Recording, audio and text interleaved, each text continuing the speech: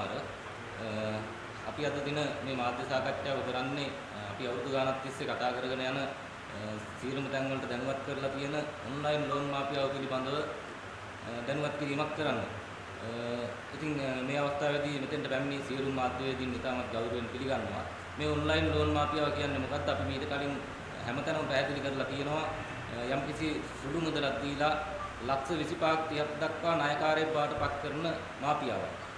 ඉතින් මේ මාෆියාව තුළ ක්‍රියාත්මක වෙන්නේ ගන්න පුළුවන් පුද්ගලයාගෙන් උපරිම ලෙස මුදල් ලබා ගන්නවා.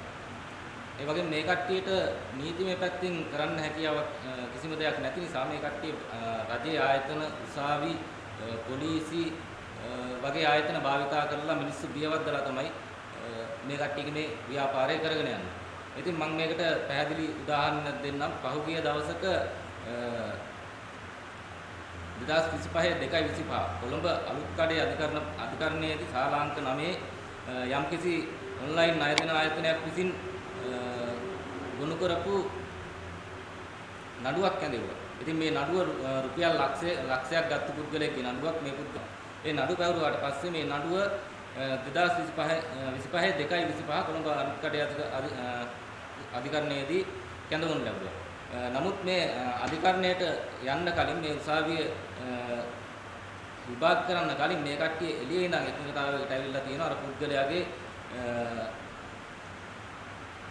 ලක්ෂ්‍ය වෙනුවට රුපියල් 50000ක් දීලා ඒ නඩුව ඉල්ලාස් කරගන්න. එතකොට එදාම මේ ආයතනය විසින් මෙන්න මෙහෙම ඒ පුද්ගලයන් ලියුමකුත් ඉල්ලගෙන තියෙනවා. ඒකේ සඳහන් වෙලා නැහැ කොච්චරක් අරන් තියනවද කොච්චරක් ගෙවලා තියනවද කියලා. එදාම මේ ආයතනය විසින් මෙන්න මේ විදිහට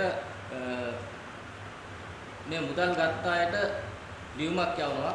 මේකේ තියෙන්නේ අද දින 2025 කොළඹ අලුත්කඩේ අධිකරණ පරිශ්‍රයේ අධිකරණ ශාලා අංක 9 දී ගෙයින් පැහැර හරින ලද ණයකරුවන් සඳහා අප විසින් ගොනු කරන ලද නඩු විභාගයට ගැනීම. අප නොදුරු දිනයකදීම ණය මුදල ගෙයින් පැහැර හරිමින් සිටින තවත් ණයකරුවන් විශාල ප්‍රමාණයකට නඩු කටයුතු ආරම්භ කිරීමට සූදානම් කර ඇත. එතකොට මේකෙන් අපිට පැහැදිලි වෙන්නේ මේ නඩුව අධිකරණයේදී විභාග කෙරුවේ නැහැ. නමුත් අධිකරණයෙන් ඉල්ලාස් කරගෙන තියෙනවා. නමුත් මේ පුද්ගලයන් අර ණය ලබාගත් පුද්ගලයන්ට මෙන්න මේ අධිකරණයේ තුල සිදු නොවුණු දෙයක් සිදු වේයයි පවසමින් මේ කට්ටියට පණිවිඩය යවනවා. ඉතින් මේක ඇවිල්ලා අපි දකින්නේ අධිකරණයේ අවභාවිතා කිරීමක් හැටියට.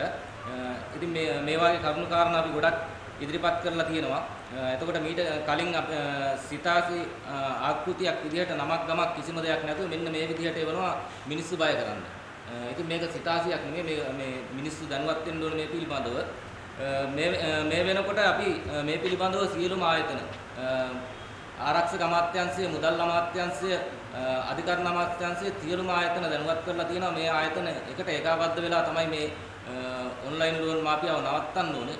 මේක ක්‍රියාත්මක වෙන්නේ ගොඩක් පිටරටවල වලින් යුක්‍රේනය, ලිතුවේනියාව, පිලිපීනය, සිංගප්පූරු වගේ රටවල් වලින් තමයි මේක ක්‍රියාත්මක වෙන්නේ. ඒ රටවල් හරහා මේක මහ බැංකුව අධිපතිතුමාගේ කලින් ලියුමක් අරගෙන තියෙනවා. මේ කට්ටිය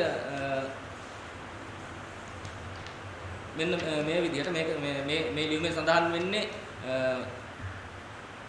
තැන්පතු බාර ගැනීමකින් තොරව මුදල් ලබා දෙන්න මහ බැංකුවෙන් අවසර නැහැ. මහ බැංකු නියාමනය කරන්නේ නැහැ කියලා. එතකොට අපි මහ බැංකුව අධිපතිවරයා හම්බ වුණා මීට අවුරුදු 2කට විතර කලින් මේ පිළිබඳව කතා කරන්නේ. මේක ජාතික ප්‍රශ්නයක් වෙලා තියෙන්නේ. මහ බැංකුව අධිපතිවරයා මේ පිළිබඳව මහ බැංකුව අධිපතිවරයාත් එක්ක කතා කරලා තියෙනවා. මහ බැංකුව අධිපතිවරයා කියන්නේ හැම වෙලාවෙම කියන්නේ එතුමාලාට මේකට අවශ්‍ය නීති ප්‍රතිපාදන නැහැ කියලා. මහ බැංකුව අධිපති කියනවා මේ තර්ජන ගර්ජන වලට CID එකට යන්න කියලා. CID එකෙන් කියනවා මහ බැංකුවට යන්න කියලා. දෙපැත්තට ඇද මේ කට්ටිය ඉන්නවා. ඉතින් අපි මේ මහජන ආරක්ෂක අමාත්‍යාංශයට සහ පොලිසිය වලට, ප්‍රාදේශීය පොලිසිය වලට ඒ වගේම ඔන්ලයින් ක්‍රමය හරහා පැමිණිලි 20000කට අධික ප්‍රමාණයක් මේකට දාලා තියෙනවා. එතකොට මේක ජාතික ගැටලුවක්. වෙන කිසිම ප්‍රශ්නයක් වෙනුවෙන් මේ වගේ පැමිණිලි විශාල ප්‍රමාණයක් ලැබිලා නැති වෙති. එතකොට අපි ජනාධිපතිතුමා මුණ ගැහෙන්නත් ඉල්ලීමක් කරා ආරක්ෂක ඇමතිවරයා විදියට, මුදල් ඇමතිවරයා විදියට එතුමා මේකට ලොකු පියවරක් ගන්න ඕන. නමුත් අපිට අද වෙනකන් මේ අවස්ථාව ලැබිලත් නැහැ.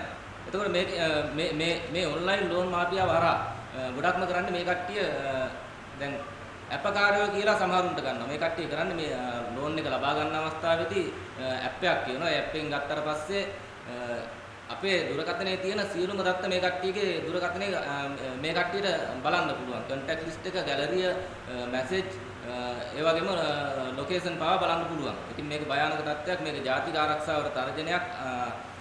අපිට හම්බ වෙලා තියෙනවා මේකේ වෛද්‍යවරු මේ උගලට අහු වෙලා තියෙනවා. එතකොට නීතිපති දෙපාර්තමේන්තුවේ කට්ටිය අහු වෙලා තියෙනවා. ග්‍රාම සේවකවරු අහු වෙලා තියෙනවා. වෘත්තියක් වශයෙන් ගත්තොත් වැඩිපුරම මේකට අහු වෙන්නේ ගුරුවරු.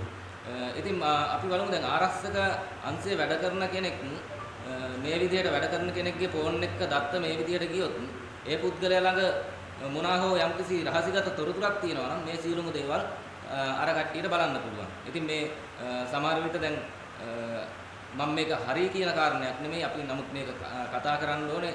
දැන් ගොඩක් දුරට අපි දන්නවා තරුණ තරුණියන් ගොඩක් වෙලාවට ප්‍රේම සම්බන්ධතා පවත්වාගෙන යද්දී ඒගොල්ලෝගේ පුද්ගලික ෆොටෝ වරම ෂෙයා කරගන්නවා. ඉතින් අන්න ඒ වගේ අවස්ථාවක ගෑනු ළමයෙක්ගේ කවුරුම හෝ කෙනෙක්ගේ වැරදි පෙන්තූරයක් මේ පුද්ගලයන් අතර ගියොත් ඒක භයානක තත්ත්වයක් වෙනවා. ඉතින් අපි දන්නේ දැනට මේ වගේ දේවල් සිද්ධ වෙලා තියෙනවද කියලා. මොකද ඒ කට්ටිය මේ වගේ හැංගිලා ඉන්නේ. ඒ නිසා ඒ කට්ටිය මේවට මුහුණ දෙන්න කැමති නැහැ. ඉතින් ওই වගේ ගොඩක් කරුණු කාරණා තියෙනවා. මේකට මේ මූලිකවම මැදිහත් වෙන්න ඕනේ මහ බැංකුව අධිපතිවරයා හැමදාම කියන්නේ මේ සම්බන්ධව එයාලට නීති ප්‍රතිපාදන නැහැ කියලා. ඇත්තටම පොලිසියත් මෙතනදී යම්කිසි බලපෑමක් තියෙනවා. ඒ කට්ටියට පොඩි අඩුපාඩුවක් තියෙනවා නීති ප්‍රතිපාදන වල. ඒක පැහැදිලිවම අපිට දකින්න තියෙනවා. නමුත් පොලිසියට ක්‍රියාත්මක වෙන්න පුළුවන් මේ තර්ජනය කිරීම. කප්පම් ගැනීම. අපි මේක හඳුන්වන්නේ කප්පම් ගැනීමක් විදියට. මොකද මේක මේ මුදල ගෙවා ගන්න බැරි වුණොත් පැයක් හරි පරක් වුණොත් මේ කට්ටිය කරන්නේ අර ෆොටෝ එක ෂෙයා කරනවා. නැත්නම් වැඩපොළට කෝල් කරනවා. මේ විදියට වැඩපොළවල් වලට කෝල් කරලා රැකියා අහිමි වෙච්ච ගොඩක් අවස්ථා තියෙනවා. ඉතින් මේකත් භයානක දෙයක්. ගොඩක් කට්ටිය ගොඩක් අසන්නභාවයට පත් වෙලා තියෙනවා. සුවන් රැකියාවක් කරන කෙනෙක් මේ ණය මුදල ගත්තොත් මේ සුවන් රැකියාව කරන කෙනා මේ ණය මුදල ගන්න තමන්ගේ සුවන් රැකියාව ඉදිරියට කරගෙන යන්න. නමුත් සුවන් රැකියාවක් කරන කෙනෙක් මේ ණය මුදල ගත්තට පස්සේ වෙන්නේ අර හිටපු තැන් වැටලා තවත් පල්ලහැට වැටෙන එක. ඉතින් මේකට දැන් මේ වෙනකොට රජයේ පැත්තෙන් කෙරෙන්න ඕනේ කිසිම දෙයක් සිද්ධ වෙන්නේ නැහැ. අපි දකින්න විදිහට පැහැදිලිව මේකට කිසිම දෙයක් සිද්ධ වෙන්නේ නැහැ. රජයේ පැත්තෙන් කරන්න ඕනේ දේවල් ගොඩක් තියෙනවා. මේ පිළිබඳව කිසිම දැනුවත් කිරීමක් කරන්නේ නැහැ රජයෙන්. ඉතින් අපි පහුගිය කාලේ දැක්කා අර ඕස්ට්‍රේලියාවට බෝට්ටුවෙන් එන්න එපා කියලා රජය විසින් වීඩියෝ එකක් දානවා ඇඩ් එකක් විදිහට නිතරම වගේ. ඉතින් මේකත් පුළුවන් මෙන්න මේ උගලට අහු වෙන්න එපා කියලා රජයට වගකීමක් තියෙනවා තමන්ගේ රටේ ඉන්න ජනතාව බේරගන්න. ඉතින් මේකත් මේ විදිහට මේ රජයෙන් ඉල්ලීමක් කරනවා මේ විදිහට හරි මේක යම්කිසි පාලනයකට කරනකම් මේකට අවශ්‍ය නීති හදනකම් මේ විදිහට හරි මේ පණිවිඩය ජනතාවට දෙන්න කියලා. එතකොට ඒ වගේම අපි සියලුම මාධ්‍ය ආයතනවලුත් ඉල්ලීමක් කරනවා මේ පණිවිඩය ජනතාවට දෙන්න මේ උගුලට අහු වෙනවා. මේක මර උගුලක්.